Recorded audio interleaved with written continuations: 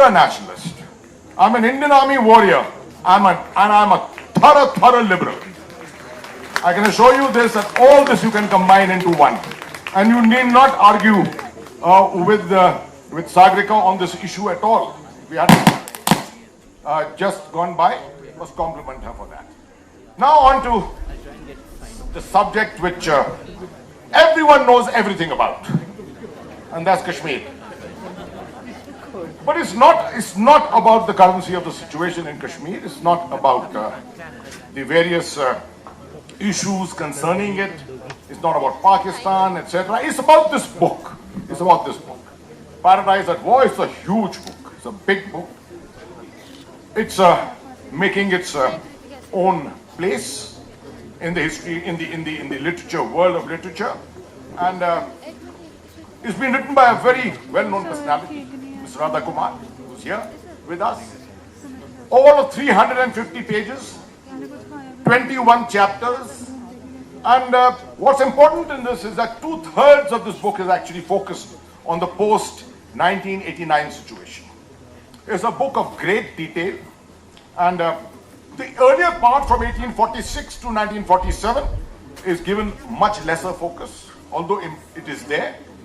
But from 89 onwards, it's almost event to event that you can all identify with, because it's all happened in your time. So I think this is going to be a very interesting take on this book. She's an author, historian, a political analyst.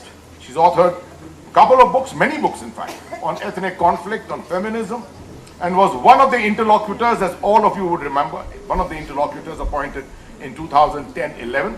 She submitted a very, very well-known report to the government of India, which somehow we never saw the light of day.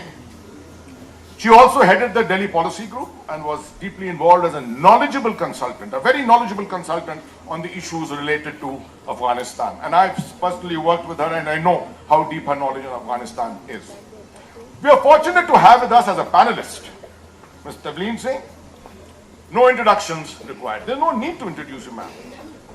Most know her today, most know her from yesterday. And I would always identify her with her outstanding column which she writes every week in the Indian Express. The last week's column was so outstanding that I was constrained at 6:30 in the morning to tweet it out and also send her a message of compliments. Thank you for the response I got from you. So we will have her as one of the panelists, and our third panelist again needs little introduction. Screenplay writer, author, political blogger, and an activist. Tuhin Sinha is an active member of the Bharatiya Janata Party since January 2014. He has written 6 books, rather young in years to have written 6 books. And he's a blogger. And also his first book was actually, the most popular of them, was a book called The Edge of Desire. So we've got 55 minutes. The breakdown is typically military. The breakdown is, I've already taken up 3.5 minutes. We can extend to 5. We've got 15 minutes for the author to explain to us her various aspects of her book, which I will outline for you as to what particularly we are asking for. 25 minutes for our panelists, which will essentially be a question and answer session. And then I'll give them a little time to express their own views at random. That should leave us about 10 minutes, I hope, at the end. Perhaps at a pinch 15 for a question and answer session with the audience. We'll take a bouquet of questions, in fact 2 bouquets of questions of 3 each, and that should, I think, meet the requirement and satiate everyone's desires before lunch. So it's over to you, Radha, and you can speak from wherever you like, but my request to you, please share the findings of your immense research, which is so evident in this book. The challenges that you faced in researching and writing it, because frankly saying, the kind of material which you've got in this book, I don't know how you could get it. It is so much of it in such great detail. It would be nice to share with us how you could go into so much of detail. Whether your findings point towards an increasingly gloomy future for Jammu and Kashmir, or whether you sense a sense of a glimmer of hope somewhere on the horizon that things are on the mend. And lastly, does anything from your research and your experience as one of the most important interlocutors give you an inkling that there will be a change of mindsets about Kashmir and in Kashmir any time in the near future. I hope you will keep these three aspects in mind. 15 minutes for you.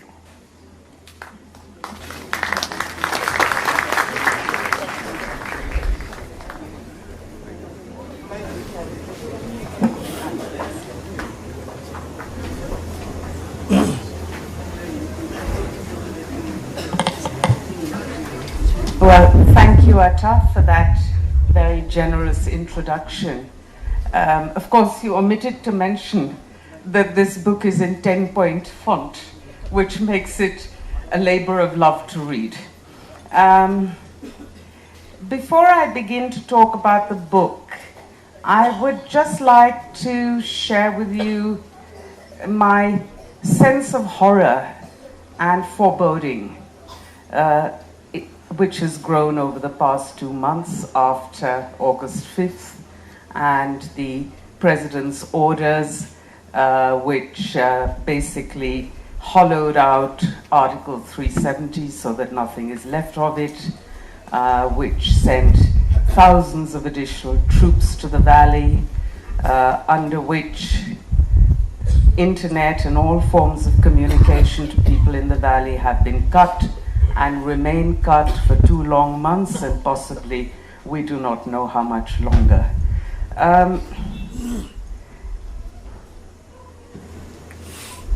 I begin this book with a sentence saying that this book was a labor of pain as much as of love. But this book was completed last year, much, much before the events that we have now recently seen. And I can only say that that pain has turned to anguish and despair. I'm constantly traumatized by the thought that almost 7 million people of India have been silenced and have been forcibly silenced, and that we should be able to tolerate such a situation in our country. It's difficult for me to even speak without bursting into tears. That wasn't the country I was born in. That wasn't the philosophy I grew up with. That wasn't the endeavor that so many of us have spent our lives fighting for. When I read the constitutional debates of our founding fathers, I am again moved to tears every single time. The hopes, the ideals, the sense of worth of every person in our country, the idea that every tear could be wiped from every eye, all gone. We are imposing tears upon our people. How can we do it? I don't understand. I simply am lost. I'm lost in this situation, and I'm grateful to the organizers of the Khushwant Singh Literary Festival for giving me the opportunity to discuss my own pain and my own sense of the acuteness of suffering in one part of our country. I don't know how many literary festivals recently have had sessions on Kashmir, and I think it's wonderful that you have done that over here. And I also think that's very much in Khushwant's spirit. Sagarika talked about his iconoclasms. I think even more than that, Khushwant was someone who did believe that you must stand up. Sometimes we agreed on what to stand up for, sometimes we didn't agree on what to stand up for. But my admiration for his courage, his personal intellectual courage remains undiminished. I wish he were here today so that I could talk to him about this. Now, this book was perhaps the most difficult book for me to write. I wrote it over 1.5 years. Atta, you asked about the research. Actually, it was surprisingly easy.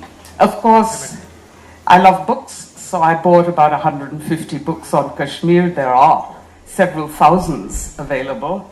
I found, to my astonishment, that a whole range of literature on Kashmir was available on the internet. And by the way, most of it was put up by Kashmiri Pandits, who have long been the historians and the archivists and recorders of all things Kashmiri. But I even found the Nilamata Purana, 6th century Purana written about Kashmir on the net. And I learned a great deal just from reading the kinds of literature that Kashmiri Pandits had put up on the net. So, first of all, a huge, huge, grateful thank you on that. Trying to do an overview of something as complex and as detailed and as historically recorded, prolifically recorded as Kashmir is quite a challenging and daunting task, and I'm sure there'll be a lot of criticism of omissions in this book. As Atta has pointed out, I try to summarize the early history and the cultural approaches of the people of Jammu and Kashmir to Jammu first, Kashmir first. Less, of course, is known about Ladakh, so it was more difficult, perhaps, to do much detail there. Here in this book, I've tried to deal with not only Jammu and Kashmir, but also Pakistan-controlled parts of the former princely state, which are divided into two areas, one which was called the northern areas and the other which was called quote-unquote Azad Kashmir. Literature on that I found not so easy to access, so you'll see if you look at this book that there's less on that subject. Now, what were the findings of this book? Well, first and foremost, that right from the time of partition onwards, there were peacemaking efforts between India and Pakistan. Those efforts tended to be rather sporadic. They tended to be short-lived. Generally, they were halted either by external or internal conditions, and certainly the role of the Pakistani army in disrupting peacemaking efforts has been fairly consistent and constant over the last 70 years. That does not mean that we did not make our own mistakes. Unfortunately, at many points, extraneous political conditions or considerations made our leadership also fearful of pushing ahead with what could be possible settlements for Jammu and Kashmir. You can say that we began with the cardinal sin of not allowing the democratically elected government of Jammu and Kashmir to find its feet. I tend, as a historian, to perhaps err on the side of understanding of political compulsions. I do feel that that was a period of huge seismic change and difficulty for India. We should not ever forget the role that the British played at the UN, for example, on making it virtually impossible for us to find a solution through the UN. We should not forget that we were born, we were divided, Jammu and Kashmir was born as a political entity, as a political state, and divided at the same time, all in the context, of course, of the division of the world as well into the Cold War blocs. And we tend not to recognize how much these divisions tended to interconnect and play upon each other and shrink the political spaces for accommodation, for reconciliation, and for resolution.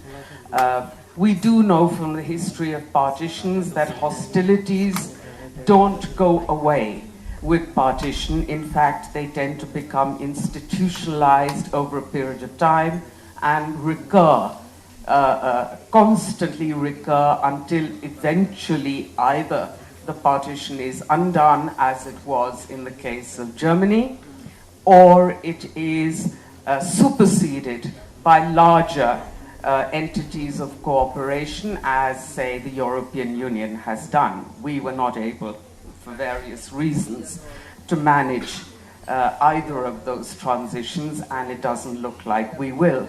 Now, to go away from more academic discussions to immediate humanitarian discussions, 3 or 4 things need to always remain uppermost in our minds when we talk about Jammu and Kashmir.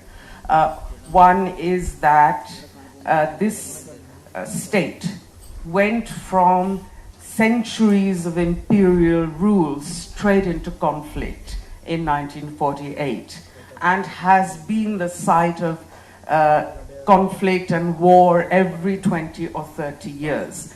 As a result, it has been very difficult for it to develop even the fragile democratic institutions that we managed to develop in the rest of India. And therefore, the civic ability perhaps to resist has been much weakened over there, or much weaker than perhaps in other parts of our country.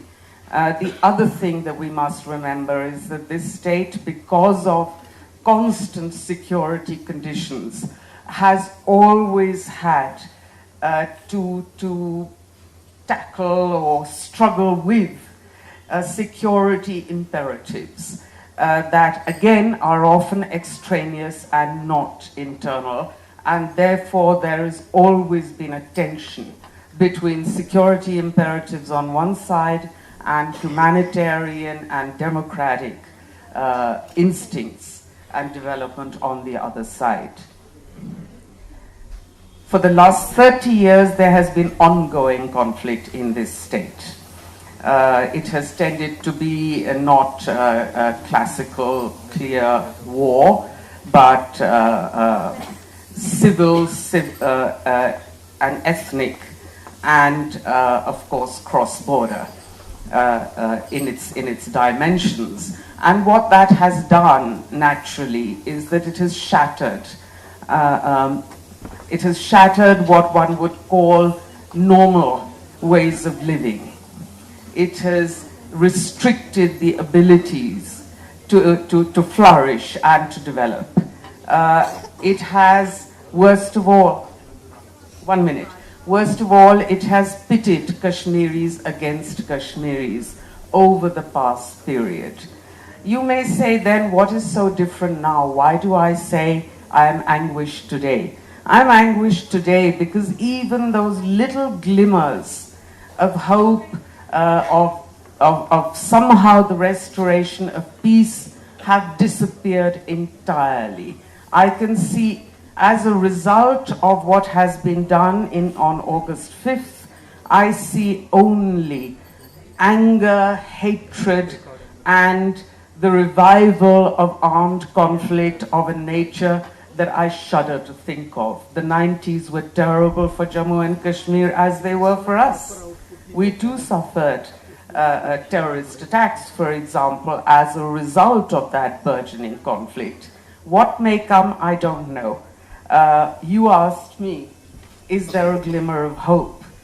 The only hope there could be would be if this government were to roll back everything they have done on August the 5th, if they were to apologize to the Kashmiris for treating them with contempt and for humiliating them in the deepest, most profound possible way, then maybe we could have a peace process, maybe we could work towards reconciliation. But frankly, whether this government does it or not, I can't see a situation in the near future in which the people of the Valley of Kashmir will forgive us.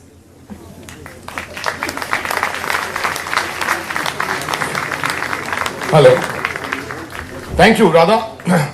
Frank, as was expected, absolutely, and you've summarized your book beautifully. I'll try and keep this discussion contextual, both to the situation and to the book. But when I was reading this book, started from the jacket itself, and I will try and make this discussion very provocative.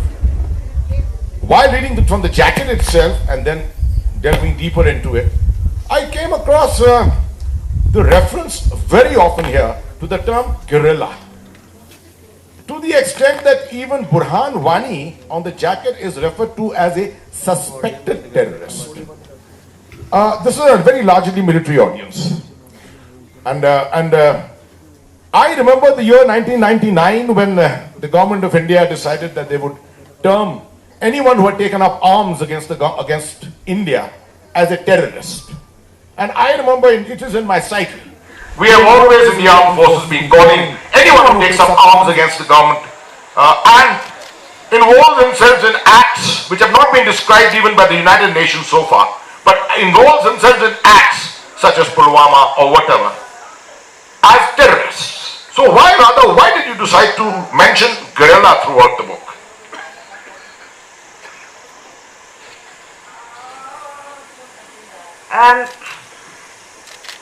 I use the term guerrilla in its classic sense of guerrilla conflict. Small militias that get together, that do raids, that blow up bridges or sites, as distinct from conventional armies and formations. So it is not for me a value-laden term at all. And actually, I don't buy this this business of constantly shouting, you can only call it terrorism, or you can only say Pakistan occupied Kashmir. It seems to me to impose just one category on something that needs to be interrogated much more thoroughly and carefully. And intellectually speaking, well, I'm grateful actually that the previous session went into all of this and that Sagarika laid the terms very clearly. I do feel that intellectually, the more we can give dynamism to concepts rather than to freeze them, which I believe deadens them, that is a better thing. Now, there is one thing I did want to say, but if you'd like me to do it later, I can.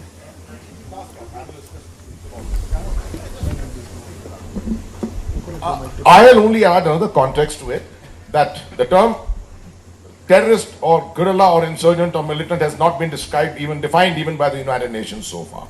But when we speak contextually here about a proxy war, a proxy hybrid war emanating from our neighbor on the other side, we tend to generally take this as all that is happening, the violence, as acts of terrorism.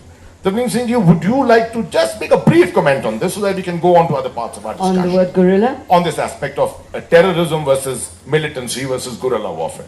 All right. For me, when, what's his name, Burhan Wani says that he wants to impose Shariat in Kashmir and turn it into a caliphate, that to me is not just the voice of a terrorist, but of a traitor. And frankly, I do not believe that India can afford to have a little caliphate within its borders. And he has made it absolutely clear that that is what he wanted to do. Who was the man who followed him? He said the same. So when we speak very gently about guerrillas, what would you call the guys who came to Bombay and started shooting up, ordinary people? Were they just guerrillas? No. Pakistan is fighting a war. So, it's very sweet to be liberal. And believe me, I have been weeping for Kashmir much longer than you. When I went in 1982, and I noticed that there was only one Muslim reporter in the whole valley of Kashmir, I was appalled. And I wrote a book saying that it was a tragedy of errors, mistakes made by us that have created this. But what it's turned into is war. Tavleen, would you like to chip in here very briefly? General Sahab, it's audible, right? First of all, I am not anguished today. I was extremely anguished between January 1990 and 5th August this year. But today I'm feeling a little more reassured. Finally, a decision has been taken a roadmap is there to ensure all this. So there are 2 points which I want to make over here. That is the power of liberalism here. On this panel here, you've got 2 completely opposite views which are being expressed. So there are 2 points which I wish to make over here. And I also have written open question. A little closing. After studying. Just keep this a little close. I didn't study book. So we need to remember that Shaivism preceded Sufism, Sufism preceded Sunnism, and what we had begun to see now in the valley was a form of Wahhabism, which would have led to the destruction of not just Kashmir, but the entire country. I'll bring you to that. I'll bring you to that shortly. Let me delve into something a little more political. Radha, I'll request you first to take this. In 1994, particularly, all political parties in India came together, consensus, 22nd of February, and they all, the Congress led initiation, were supported by the BJP. This was the idea of the inviolability of the Jammu and Kashmir territories. This was the famous declaration by the Parliament, which meant that all territories of Jammu and Kashmir belonged to the Union of India, and that India would aspire to get all these territories back. Then thereafter, you found, and you extensively covered this in your book, you found the 4-point formula coming into being in 2003, pursued in 2004 onwards till 2008.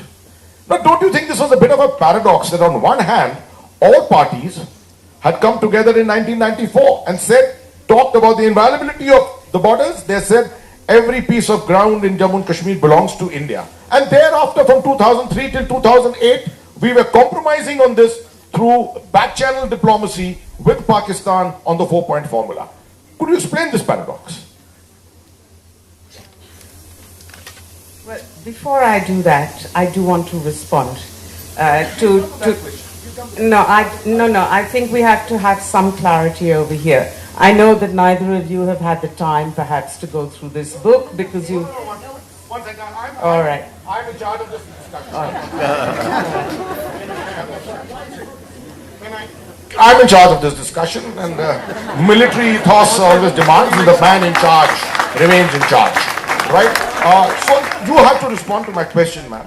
I will come to this context. I will come to the context of radicalism and religion very intently in a short while. To the accusations that have been made that I do not use the term terrorism sufficiently in this book and on Mumbai. If you look at the Mumbai description, it is very clear I use the term terrorism throughout. So that is just, okay, I don't understand how you want me to do anything. Now to move on to your question, which is the Indian claim to the entire former princely state. There is no doubt that the instrument of accession, at the point of the instrument of accession, though the Maharaja was not physically in control of the territory of the entire princely state, he was legally still the ruler, and he made an agreement to accede to India, and therefore, legally speaking, that entire territory should be part of the Indian Union. You may perhaps, as a military man, have a better explanation for why it is that India has never sought to militarily conquer that territory. I hear members of our government today talking about militarily conquering that territory. I'm afraid I'm extremely skeptical. I don't think that we have the military capabilities to conquer it at present. Perhaps you can build it up. Perhaps this will be built up.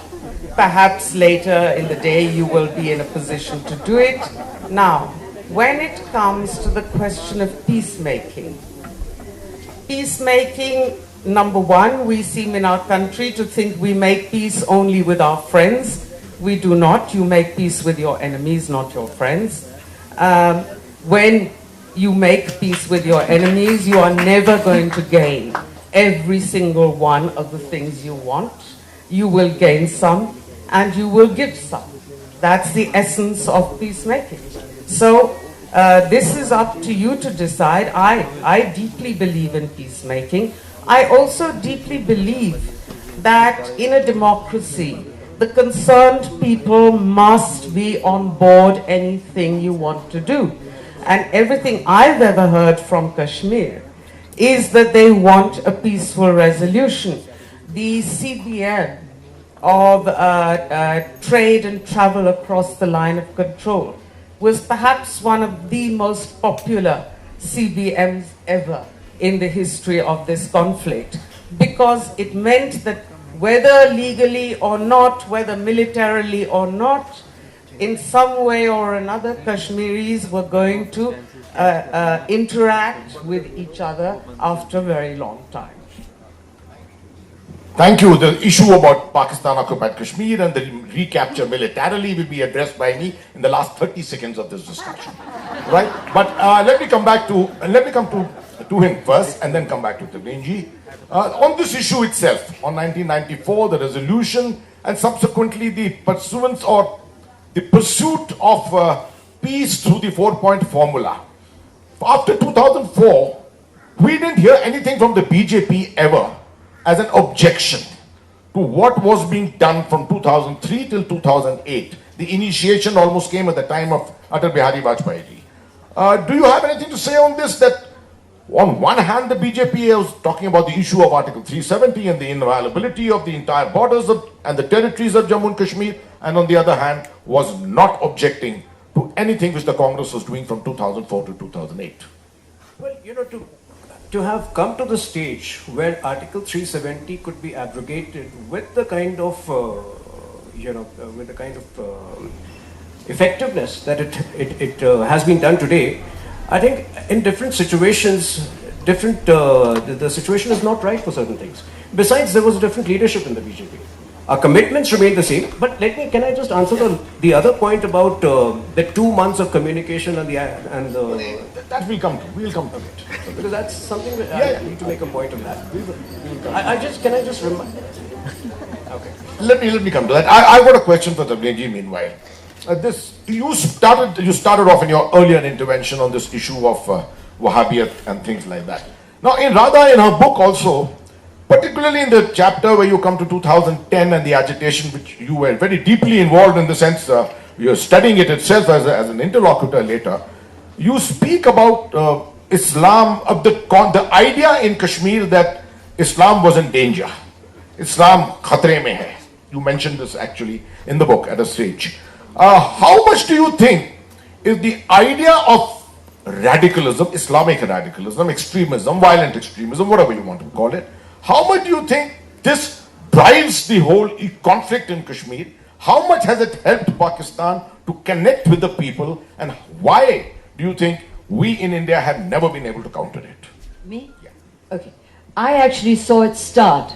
It was in 1990 when suddenly these gangs, actually Farooq Abdullah, poor man, said when he was ousted, he said the Jamaat-e-Islami is up to no good, and if they don't let me come back politically, I will not be able to control the situation. All right, but by 1990, there were gangs of thugs who were out there breaking down liquor shops, closing down video things, changing the whole nature of Kashmir. Women had acid thrown on their faces if they didn't have niqabs on.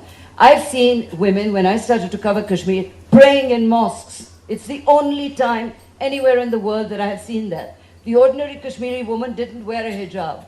So this change has been forced by Pakistan, and it's, I think a lot of other money from Saudi Arabia has come in. The whole nature of Islam was made to change, and that's why the pundits were made to leave. Tuhin, would you like to comment on, take it on from there to say, why, what is the understanding of radicalism within the BJP leadership or within the party itself? Well, and how do you think this can be countered? Our stand is very clear. Gajwa-e-Hind is a reality. You may hate the term. Love jihad is a reality. Now it may exist by different names, different No love forms. jihad rubbish here. Oh, okay. So anyway, coming to the point over here, fact is, there were two big obstacles in the path of any solution which could have been attempted in Kashmir. One was the obsession of Kashmir's local leadership with Pakistan, the mutual obsession. And the two was the growing, presence of caliphate fanboys who were making it difficult for the normal citizens to lead a, normal life. And over a period of time, now we have explored every possible alternative, but things had reached a pass where it was a critical life-saving operation. If we had not done it now, and the post-operative care, mind you, has let me get you clear. By doing this, how are you countering radicalism? Well, the roadmap. My understanding of hybrid conflict shows me, constitutionally, by abrogating 370, how are you countering radicalism? The very fact is that Article 370 exists in other states also, but the local leadership over here, and a lot of the culpability lies with the local leadership, and that's why I wanted to give you an example from 1946. In 1946 September, barely 5 weeks before the tribal armies from Pakistan invaded us, there is evidence of the Raja of Kashmir, Karan Singh's father, having sent his Prime Minister to negotiate India's merger, Kashmir's merger with India. Now Nehru refused it, saying you should first release Sheikh Abdullah. Exactly less than 7 years later, Nehru could see through Sheikh Abdullah. He could see the politics of blackmail, and what happened? The Kashmir conspiracy case where for 11 years, Sheikh Abdullah was externed to a place 2,000 kilometers away from Kashmir into another paradise called Kodaikanal. That's where Radha lives today. Great. So, compared to that, I think this operation of 2 months, yes, there has been a communication breakdown in Increase radical Islam. No, I think it all will. I think Tuhin, I think you can be taken up on that. I think you can be taken up on this issue. You're not answering that. What we need to admit, and let me admit it for you. Just 1 second. Let me admit it for you. The fact about radical Islam, and the amount I have studied radical Islam, I think very few may have done it. We in the Indian Army, for example, or anyone in the security system, how much did we know anything about Islam? Forget radical Islam. Through the 90s and through the millennium, early part of the millennium, while all this was happening under our nose, did we, any one of us know anything about it? I think we just allowed it to happen. And today we are floundering around with the whole issue of how to counter it. Everyone is talking about counter-radicalization. Everyone is talking about de-radicalization, but we really don't have many ideas on how to do it. We'll kill it there. Let me take you up on one more thing, Radha. In the book, the theme in the book which I seem to sense, and obviously it's confirmed from the fact that I know you so well and we've discussed so many times together sitting in the office of the Delhi Policy Group. I always know that you felt that the handling of Jammu and Kashmir was left far too much to the security system, which is what you also spoke about, over-securitization and the approach being from the security domain more than anything else. Do you think, what exactly is your point on this? I want to know, number one, why is your objection that, because I can argue that unless you militarily bring a state, a situation, to a level of stability, conflict progression to conflict stabilization, and from stabilization only can you take on the issue of conflict resolution. Now, if you haven't reached the stage of conflict stabilization itself, how can you blame the system for following a security approach? No, actually, Atta, I think I've been fairly clear in here, but maybe I haven't. But my view is, in fact, quite the opposite view. I believe that the military has, at many points in time, restored enough calm for the political process to kick in. I actually feel that our political leadership, both past and present, have dreadfully misused our military because they have never stepped in at that moment when it was possible to have the political negotiations to come at some kind of resolution, and therefore the situation has always gone back to a point where the military has to come back again. That is not the way to deal with your military. Secondly, I also feel, and I have said this for at least 20 years, that to send soldiers into harm's way without adequate equipment, without adequate means, is, again, You are exposing them when you do not need to expose them. As far as I'm concerned, Kashmir has been from the beginning a political issue. The question of the relationship between that state and the Indian Union has been allowed to remain too much of a question without political negotiations to settle those elements. I think that the hollowing out of Article 370 was a terrible mistake at each time that it was done. Of course, not on things like customs and fisheries and so on. Those were beneficial economically for Kashmir, and I don't think anyone in Kashmir minded those. But the major political issues that were changed, generally through presidential orders, were a mistake. Now, none of those, however, those were issue by issue. What has been done today is comprehensive. It's everything. And every Kashmiri that I have managed to speak to in the last 2 months have used one word. They have said they have humiliated us. And I think you as a military man know that humiliation can sometimes be the most profound cause of violence and conflict. Tuhin, what would you have and to say? I would agree with Tavleen. I think that the events of August 5th and the past 2 months have increased our vulnerability exponentially, especially to non-state actors. I fear deeply that we have pushed people back into a kind of radicalization that I was hoping, certainly during our period of interlocution. One last statement. During our 1 year of interlocution, I did feel that actually the kinds of dialogues that we were having and the kinds of steps that we were trying to take, which were quite small, were ones that were beginning to de-escalate the radicalization process in Kashmir. I'll have a separate question for you, Tavleen. But before that, Can I just give say us something in 2 between? minutes. Can I just say something that might cheer you up? The book is excellent. It's the best researched book on Kashmir. Guys, go and buy it right now. And it's like a political history. You may not agree because there's very little opinion. It is a full political history that should be in schools. Tuhin, I think it was the last intervention to him. I'll give you a chance here to explain this aspect of the so-called lockdown and the so-called communication, thing which has happened, complete lockdown on communication. But before that, adding this context here to the aspect of the overuse of the military, particularly 2016 to 2018, you've seen after the killing of Burhan Wani, you've had Operation All Out, which has led to a situation of complete stability by the time we came to 2019, awaiting a political initiative. Well, the political initiative, you can say in many ways, came on the 5th of August. What is your perception of the use or the overuse of the military?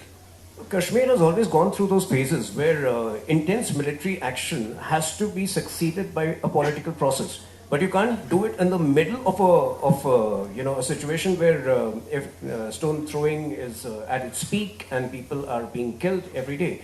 But yes, I mean, this is the time that the political process has to start and will effectively start. Now, contrary to popular belief, I know of television panelists who have been bad-mouthing the government, who have been appearing on television channels from August end, who are based in Srinagar. Television channels managed to reach out to them, either through telephone. So the perception of the lockdown we are talking about is highly exaggerated.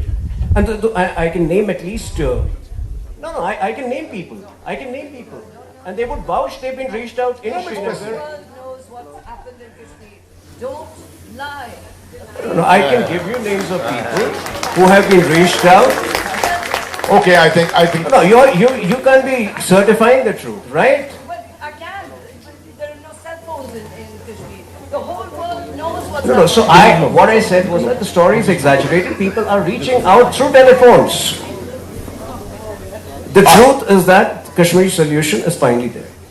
Right, I think we'll have to call it a day as far as the discussion is here, and we'd love to have a few questions. I would like someone to, since I've not had the chance to ask this question of the panel, if there's someone who would like to elaborate on an aspect about media. Since Tavleen ji is here, I want her to particularly respond to a question on the handling of Kashmir by the media, the Indian media or the rest of the Indian media and the Kashmiri media. Would anyone like to ask this question? Is Vishnu Shom here? Why don't Vishnu ask this question? Vishnu, since you are an anchor yourself, why don't you ask this question? Okay, let someone ask this question in case. Otherwise, let's have any questions. Yes, the lady who put up her. No, there was the lady there. Then we'll come to you, sir. Yeah. Hi, good afternoon, ma'am. Congratulations for the book. I have yet to read it. But my question is, it's very easy to just say, okay, fine, they. And sometimes you said yourself at the podium that it's a part of India. Kashmir is a part of India. And then now you're saying that Kashmiri says they have, mistreated us, they have humiliated us.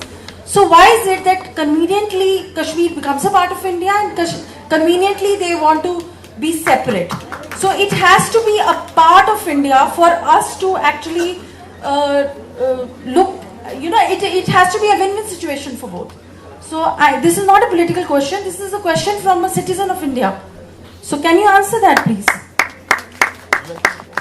Okay, can I have one more question? We'll take that question, sir. Then we'll come back to you, sir. We'll come to the left side. We'll come. No, after August 5, BJP had, present government has gone around the town, okay, no, this is over. Now the development will start. Now you tell me one thing. The presence of Article 370, how it was an impediment to carry out a progress in the state? Did someone stop you from making up the roads? Did someone stop you from making up the hospitals? But now you are going around the town, okay, now we will start the progress. What was happening earlier, even your own BJP's rule? Who stopped the state of the road is the same as what was 30, 40 years back? You have been there in the valley, I have been there in the valley. Nobody paid any kind of heed to all these things. Thank you, sir. Sir, yes. So we have on the left side, we'll come back to you in the next bouquet of questions. You will be the first person. That side. Mike.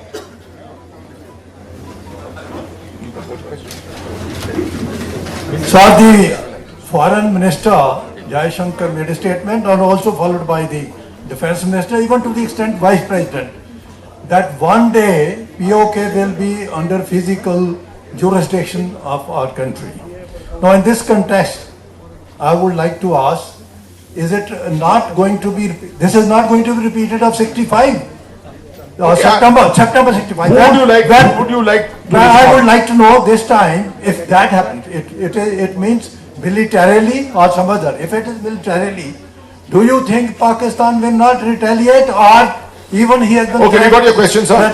We've got 3 questions here. Who would you like the last question to be answered by? I hope not by me.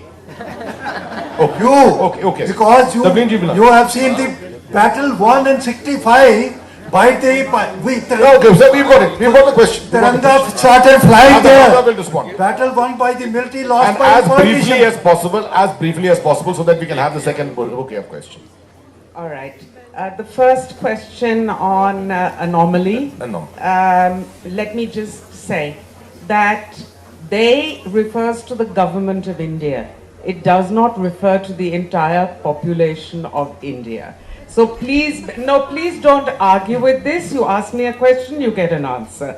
I deeply, deeply believe that the people of India, as a true liberal, have different voices and they should be free to express all their voices. Now, there is a further point, which is the distinction between accession and merger. Kashmir acceded to India. Unlike the other princely states, it never merged with India. That is why it had its own constitution. That constitution was brought into harmony with the constitution of India. There is nothing in that constitution which violates any part of the constitution of India. Nevertheless, it was very important for them to have it. On Article 370, I agree with what you're saying. I don't believe 370 was an impediment of any sort at all. Maybe you may have a different point of view.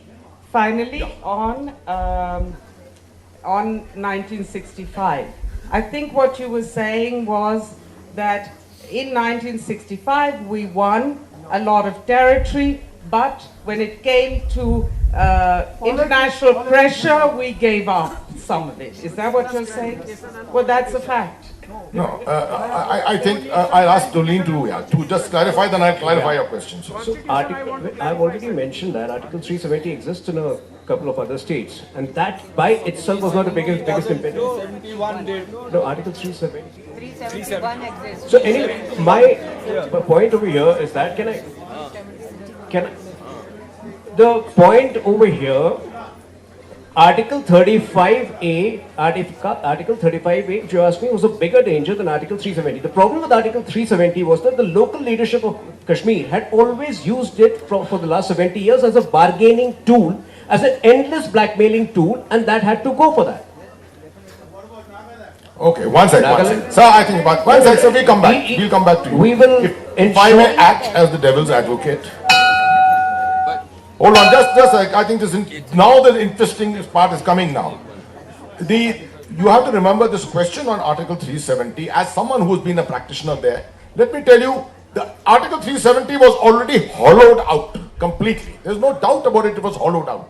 But psychologically, there's no doubt that the issue of separatism and the fact that Pakistan could use this idea that there is a thing called Azadi and there's something called merger with Pakistan, that psychologically could always be impinged on the mind of the Kashmiri population. I can tell you this as someone who's remained there many years. Right? The last part, sir, I think I need to respond to your question. First of all, it's a misnomer to say that 1965 territories were handed back because of international pressure. It never happened. It happened primarily because you lost Akhnur. You lost enough territory in Akhnur which had to be exchanged. Otherwise Haji Pir, you would have been sitting with Haji Pir. You had the Pakistani armor sitting at 4 kilometers from the Akhnur bridge. The next war, the next push would have meant the Akhnur bridge would have gone. And the Punch and Rajouri areas would have gone completely from you. So it was pragmatism that we ultimately had to prevail. But the aspect which you raised, whether POK can be regained or not. What is wrong in using what Pakistan is adept at? Psychological warfare. Are you saying I'm going to do it tomorrow or day after tomorrow? I'll do it in the year 2048.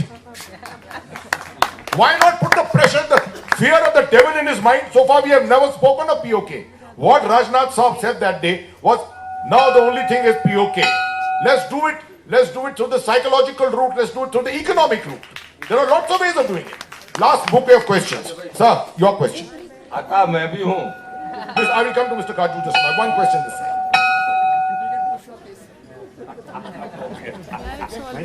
Bells mean very little sometimes in the army. Just take the... sir, there's a first question. There's a gentleman who had asked for it. You need to... my submission is that, we have got volumes of analysis of the Kashmir problem written. Lot of studies, including Madam Radha, Kumar and all that. But what one reads is more of it describing the issue. Hardly any, concrete solutions. And secondly, once we had reached an agreement between BJP and Congress and it was passed in the parliament that Kashmir is part of India. Thereafter, why there has not been any calibrated approach to this solution? We got your question. Absolutely right. Mr. Kaju, then we'll come back to you, sir. Atta, thank you. And please permit me a few minutes. Like you dealt with Pakistan as a military man, I've had some years as a professional diplomat. Mr. Kaju was the joint secretary in the Ministry of External Affairs dealing with Pakistan. On first of all, Article 370. Article 370 was only a mechanism of giving autonomy to Kashmir. Kashmir was the only state of the Union which had autonomy.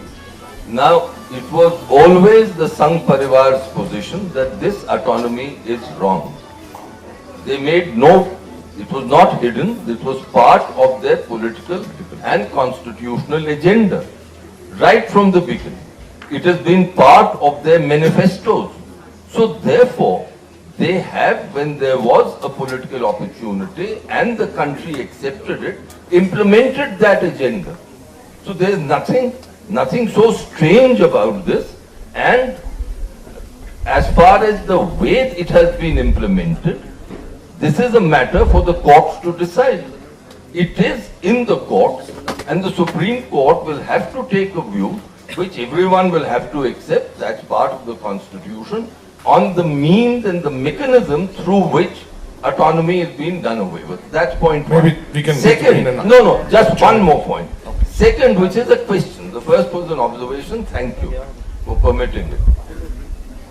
Whatever we may do in the state of J&K, till we tackle Pakistan, till the contaminant from Pakistan is ended, can we restore Kashmir to health, whatever constitutional status you may provide the state. On that, I would like the panel's view, and especially your view, Radha, as a military person. Thank you. Can we have that question?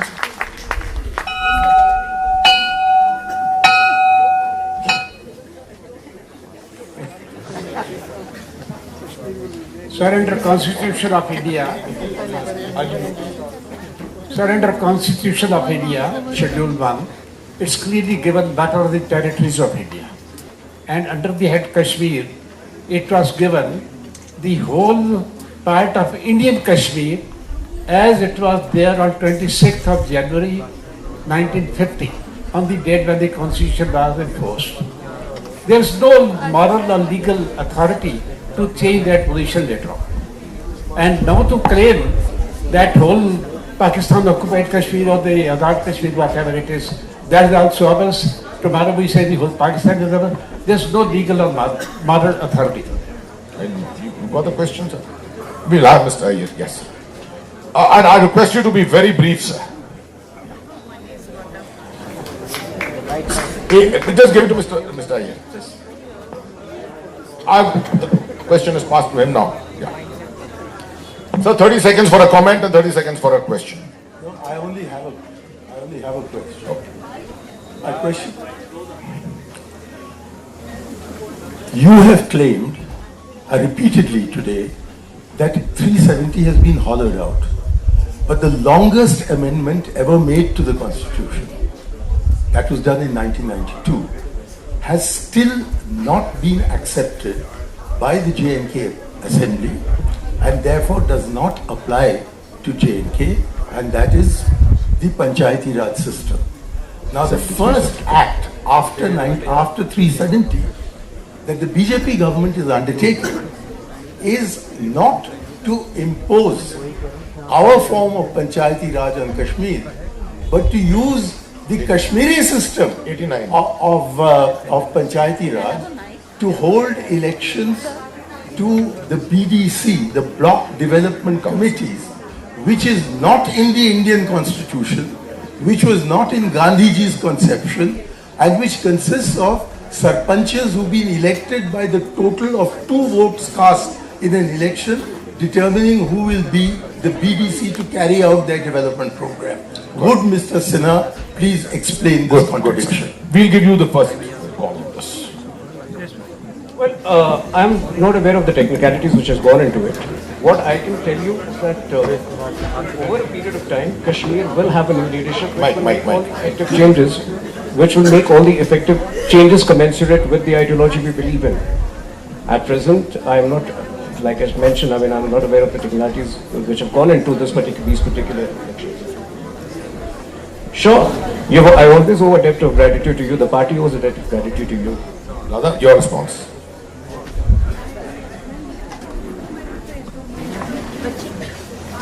Vivek, just one response to your observation.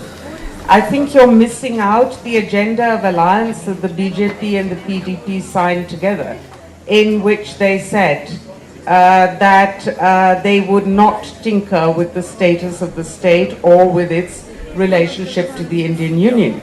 That was 6 years ago. Of course, that agenda then fell to bits immediately afterwards. It's not a question, it's an observation. Now, your other question, which is for Atta, but which I insist on answering as well, is that it's the question of how do you tackle Pakistan. Nobody will deny that Pakistan has to be tackled in one way or another. And nobody will deny that, or at least I won't deny, that the non-state actors that are supported, trained, indoctrinated, and most of them are actually sent here under the influence of drugs as well, that has to end. I think that one of the most successful things that the Indian government did to try to get the pressure to stop that is the Financial Action Task Force, under which we are making gains. By the way, that idea was suggested at one of our Afghanistan roundtables by Ambassador Arundhati Ghosh, and it was then taken up by the Indian government, and I must say it's wonderful to see the progress over the past 8 or 9 years that has been made on that one. Similarly, I believe that the best way to insulate, if you like, people in the valley against some of the ideologies coming from Pakistan has been to make peace with them and to have them on our side. I mean, you surely will remember that both in 48, 49 and 1965, the people of the valley fought alongside Indian troops to repel Pakistani invaders. We need to draw those lessons out as well from our history. Okay, I think we have to honor the bell at some stage of this whole proceedings. But therefore, my response to Mr. Kaju is, Mr. Kaju here, you must hear me out. This whole thing happening with Pakistan, first of all, is not a unidimensional thing. It's not military to military, and Kaju Sahab understands it. I think we all need to understand it. It's not a military war which is taking place. It is a hybrid situation, which means there are different domains of the spectrum of conflict which are involved in this. FATF is one of the issues, financial aspects are part, the waters is a part of it, terrorism is a part of it. I think the Indian Armed Forces have the capability. I, as a member of the Indian Armed Forces, I consider myself still a member of the Indian Armed Forces. I still have the confidence in my armed forces that if required, we can deliver the situation as far as Pakistan occupied Kashmir is concerned. But do we need to do that? Is war the solution to this? Ultimately, it is your brain which is going to do it. You have to go find different ways of pressurizing Pakistan as the way that you have done it in the last 2 months.